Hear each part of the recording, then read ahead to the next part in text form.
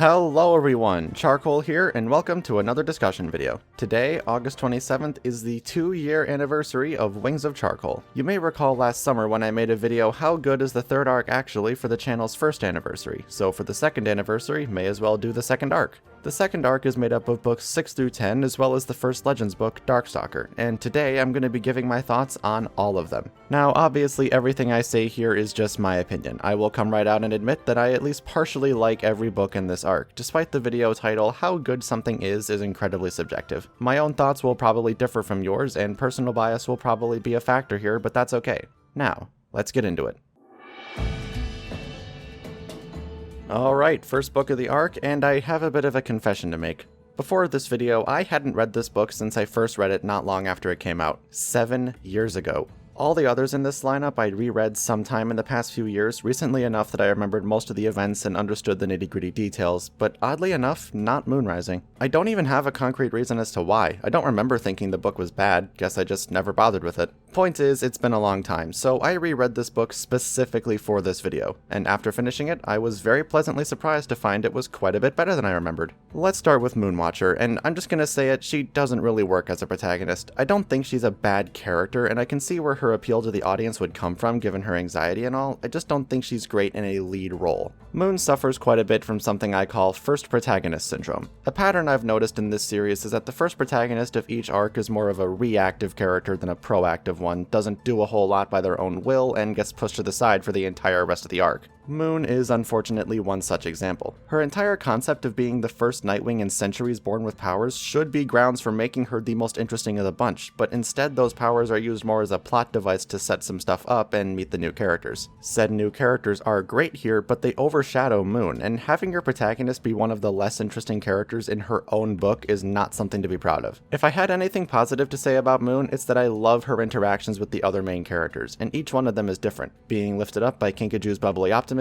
clashing with Winter, problem-solving with Kibli, and finding an unexpected companion in Turtle when she's at her lowest. Knowing what we know about Turtle now, I really wish this was explored more. The second major point is that the book feels kind of slow, but I think that actually works to its advantage here. This is only the first book of the arc, The Calm Before the Storm. We're learning about a new setting and a whole batch of new characters, and those characters need room to breathe so they can be introduced to the reader and each other before things really get moving. The character interactions here are really fun, not just with our main cast, but a lot of the dynamics between side characters get touched on here too, and it's pretty interesting to just sit back, live in this world for a bit, and watch these dragons do their thing. I want to mention Carnelian here too, but what is there to talk about? I don't really have any strong feelings on her one way or the other. She was set up as a pretty obvious bully character, and even as a kid my reaction to her was, "Yeah, I do not care for you." It really felt like she was being set up to have a redemption arc and better herself, so having her become collateral damage in the History Cave bombing was strange to say the least. Speaking of setting stuff up, wow, this book has a lot of that. Turtle's fight with Anemone, the events of Legends Darkstalker, Chameleon having Darkstalker's scroll, and especially Kibli's adventure in the Sand Kingdom in Book 10. I had completely forgotten all of these by the time they came up again as these books came out, so picking up on them in my reread was, again, really fun. That's how I would summarize this book. It's just fun. From the characters to the mysteries, it's an enjoyable read through and through. It's not my favorite, and I wouldn't quite call it great, but it is still a strong kickoff to this arc. I'm gonna give Moonrising a 7.5 out of 10.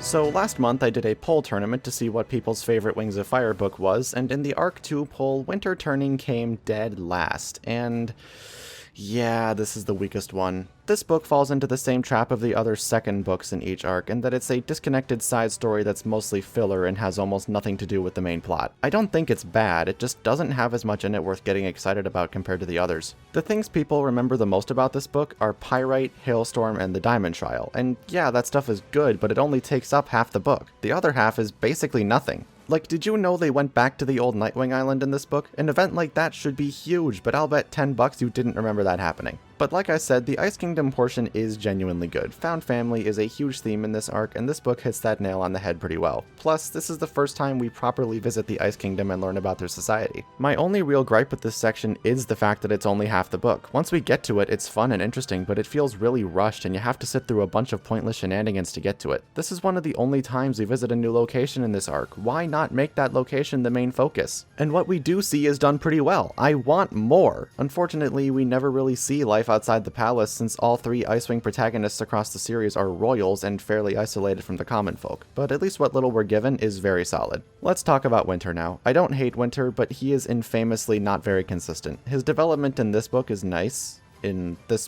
because the rest of the arc basically ignores his development as if it never happened. Book 6 Winter is not very different, if at all, from Book 10 Winter, and by the time he reappears in Book 14, when we've gotten used to him just being a grumpy emo who's an icehole to everyone he meets, suddenly he's oddly kind to the point where he doesn't even feel like the same character anymore. The one thing that redeems Winter, though, is his dynamics with other characters, primarily Kinkajou and Kibli. Both of them are pretty glass half full, so they're good foils to Winter's overbearing pessimism. There is a key difference between these two, though. Kinkajou is constantly bubbly and optimistic, while Kibli is more down-to-earth and isn't afraid to get serious when he needs to. And when Winter makes one of his snarky comments, Kibli bites back. And it's their banter that makes the first half of this book bearable because it's just so freaking funny. So overall, I'd say Winter Turning is decent. It knew what it wanted to do, but took its sweet time getting to it. It's nothing too special, and I was left wanting quite a bit more of some things and less of others, but I still enjoyed it. 6 out of 10.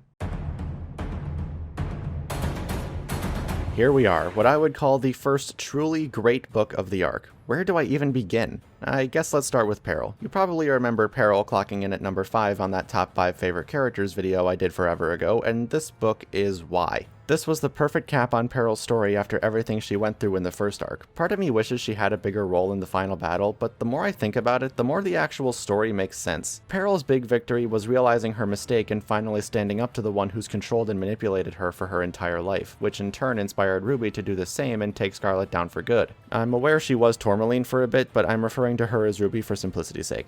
As satisfying as it would have been for Peril to finish the job Glory started of melting Scarlet's face off, it just wouldn't have worked narratively. First of all, Peril's arc was accepting that she isn't a monstrous killer. She's not defined by her upbringing or what others think of her, she's defined by what she chooses to be. A fight between Peril and Scarlet would kinda go against that. Second of all, such a fight would be completely unfair and devoid of any suspense because Scarlet can't touch Peril without burning up. And third of all, it's a royal challenge. They're trying to save the Skywings here, not plunge them into even more chaos. Peril can't legally challenge Scarlet, and if Scarlet's gonna go down and leave Ruby as the new queen, Ruby is the one who needs to legitimize her own rule. And at the end of the book, we don't see Peril automatically become a better person. She commits to making the effort, and we see that effort in books 9 and 10. Like I said earlier, a beautiful end to Peril's story. Part of me isn't even mad she never appeared again after this arc, because the closure here was so great. I want to mention something else now that I think needs addressing. Kinkajou getting put out of commission in the last book was pretty obviously a way to push her aside and make room for Peril to get a book in this arc instead of her, and I think that decision was for the best. I've seen a lot of people saying Kinkajou needs her own book, but I disagree. The one thing you never do with a comic relief character is make them a main character. Kinkajou has no inner demons that she struggles with. She doesn't need any development. A whole book of Kinkajou just being Kinkajou would be incredibly boring, because if the protagonist doesn't change or learn some sort of lesson, then there's no story. Peril, on the other hand, did have a story that needed wrapping up, and with Queen Scarlet still out there, this was the way to do it.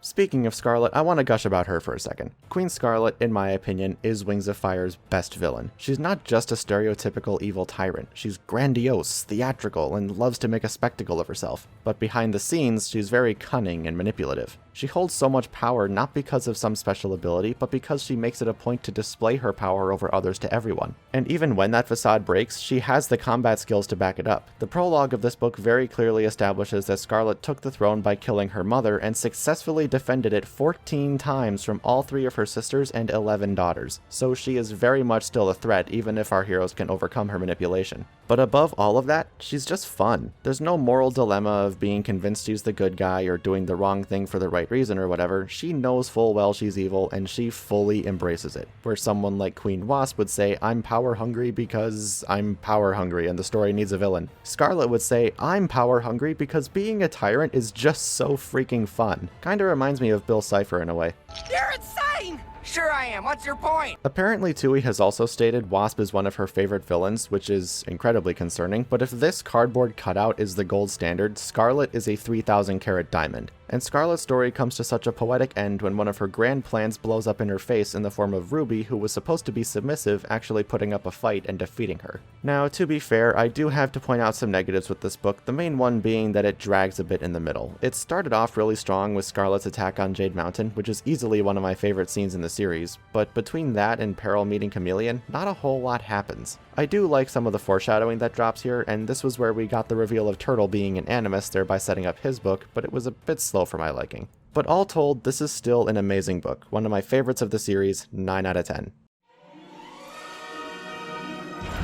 What can I even say about this book that I haven't already said? You all know my thoughts on this book, I've made an entire video on it before, I've gushed about Fathom in particular on multiple occasions. This is my favorite book of the entire series. Darkstalker was Wings of Fire's first super edition, and Tui absolutely knocked it out of the park. That disconnect from the main series really allowed her to experiment and try new things, the biggest change being that rather than having one protagonist for the whole book, we instead have 3 who alternate: Fathom, Clearsight, and of course, Darkstalker. It takes a while for all 3 of them to meet, but what comes before is important setup that still feels like the separate stories are building to something big. That first half is what establishes our main characters and their primary struggles. Darkstalker's rough family life, Clearsight focusing too much on her powers and getting roped into what would end up being an extremely toxic relationship with Darkstalker, and Fathom coming to fear his own powers and feel ostracized. And when they finally encounter each other, sparks fly. Fathom is quick to befriend Darkstalker, the first dragon in years who's been genuinely nice to him. This causes him to clash with Indigo, who doesn't trust Darkstalker and leads Fathom to believe she doesn't trust him either. Meanwhile, Fathom and Clearsight continue to both be manipulated by Darkstalker, and Darkstalker becomes more and more misguided as he thinks he's doing the right thing, and nobody can humble him because he is the most powerful being in existence and knows it. Darkstalker and Fathom are good examples of characters we know are wrong. Like, we know Darkstalker is evil, and we know Fathom shouldn't trust him, but at the same time we can understand why they make the choices they make. And at the end of the book, each character gets a very nice conclusion to their story. Fathom learns to live with his powers and gets his happy ending with Indigo, Clearsight starts making her own choices and cuts her abusive partner out of her life, and Darkstalker gets his just dues and is sealed away for what they hoped would be forever, but we already know that wasn't the case. Real quick, I want to amend something I said a long time ago when I compared this book to Dragonslayer and used the fact that Darkstalker isn't a required read as a point against Dragonslayer. I was wrong to do this. It was a weak point, and I just wanted to rip on Dragonslayer at any possible opportunity because I was salty that a 500-page book that I only liked a third of was now required in order to understand Book 14. Books 9 and 10 provide enough context that you could theoretically skip over Darkstalker without missing much, and I would know because that's what I did at first. I will freely admit I did not read Darkstalker at all until 2020.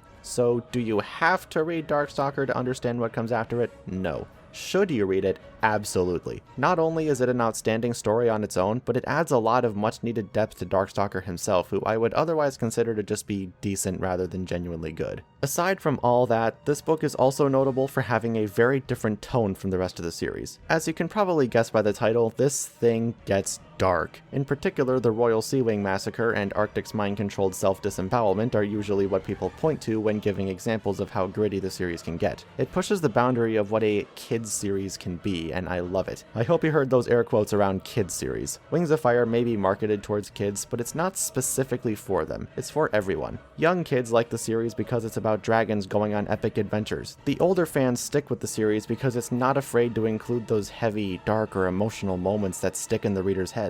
I think that's the main reason the online fandom has grown so much over the past few years. We started reading it as kids, and as we got older we began to appreciate it on a deeper level, and coincidentally we're old enough to start making videos about it. Okay, now with that tangent out of the way, Legends Darkstalker is a perfect summary of what makes Wings of Fire so great. From engaging and lovable characters to the gritty and emotional undertones, well deserving of the title of fan favorite. 10 out of 10.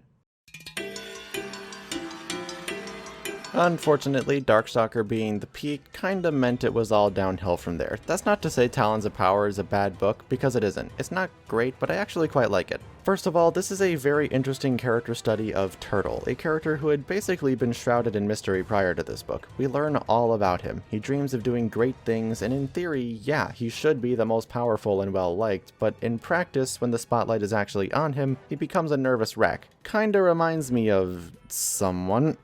So anyway, something else about Turtle that's actually acknowledged in the book is that he's very similar to Fathom. Sea-Wing animus princes riddled with anxiety, green, the list goes on. But there is a key difference. Fathom's greatest fear was that his powers would destroy his life by turning him evil and making everyone think he's a monster. Turtle isn't afraid of his powers so much as he's afraid of everyone finding out about them and depending on him because of them. And in a cruel twist of fate, the plot of this book throws him into the exact situation he's been trying to avoid his whole life. All his friends counting on him and his magic to save the day. I've said before that my favorite kind of hero is the one who never wanted to be a hero, and Turtle fits that bill perfectly. Another thing to note is that this is a rare instance where having the protagonist in more of an observer role actually works. This book, in terms of the main plot, is about Darkstalker's rise to power. Our heroes getting involved to stop him is for the next book, so Turtle taking a backseat leaves plenty of room for Darkstalker to do his thing. Also, Turtle isn't just stuck in one place watching stuff happen. He's actually there in the moment. Darkstalker is the only one who doesn't know he's there, and the challenge is that Turtle needs to stay hidden from him while also not revealing the plan to many other people, since the spell Darkstalker has on everyone basically makes it so Turtle doesn't know who he can and can't trust. And despite this book's pretty dire ending, Turtle doesn't come out of it without a win.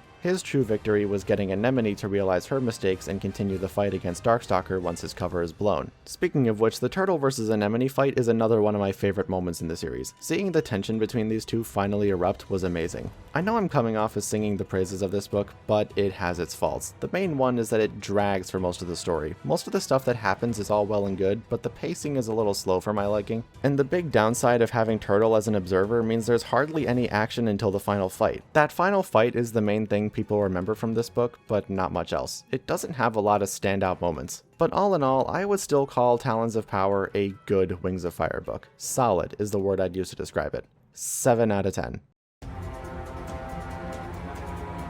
And the downward slide continues. Again, Darkness of Dragons isn't bad, but it does leave quite a bit to be desired. This is another book that I've made a whole video on way back when I first started this channel, but that video was more about the rewrite than an actual critique of the book. This thing suffers from a similar problem to Winter Turning, meaning the first half of the book is pretty pointless and has nothing to do with the main plot. But in a weird twist, I like the first half more than the actually important second half. Ghibli's adventure in the Sand Kingdom as a self-contained story is genuinely very good. Ghibli's character has never been stronger than it is here, and having Winter come along for the ride as someone Ghibli can bounce off of was a great move. These two are incredibly entertaining here. My only problem with it is the fact that it's pointless. We are firmly in Darkstalker's section of the story, where the main characters should be finding a way to stop him. What does any of this have to do with that? And I would say the second half is still good overall, but it's kind of unsatisfying at the end. Darkstalker's transformation into Peacemaker is something a lot of people take issue with, and for good reason. I think it would have worked much better if it was approached more like Lizard/Freedom, where Darkstalker realizes he's in the wrong and willingly gives everything up for the greater good. It would make his new lease on life as Peacemaker feel a lot more deserved. His conversation with Ghibli before that, though,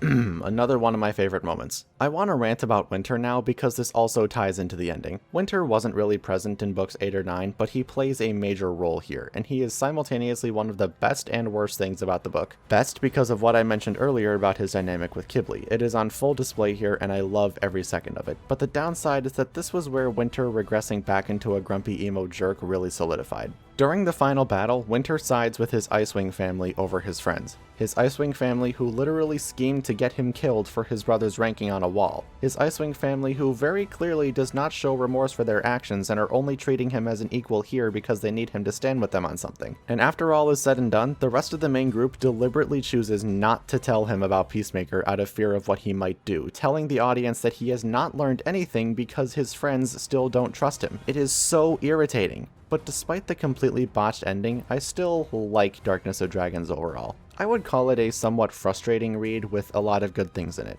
I'm gonna put it above Winter Turning, but not by much. 6.5 out of 10.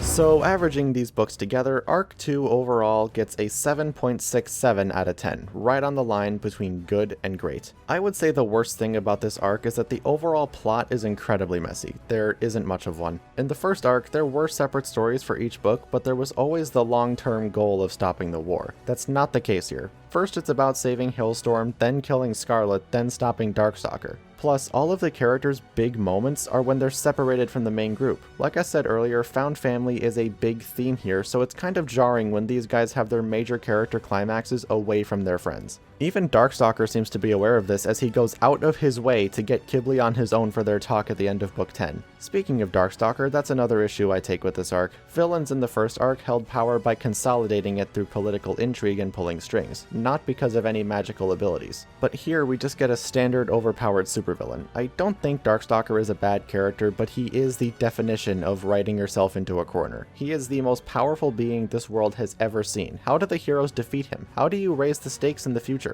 Animus magic as a whole wasn't handled very well here, but that's another thing I've made a whole video on already. But for all of its flaws, this arc more than makes up for them with what I would call its biggest strength.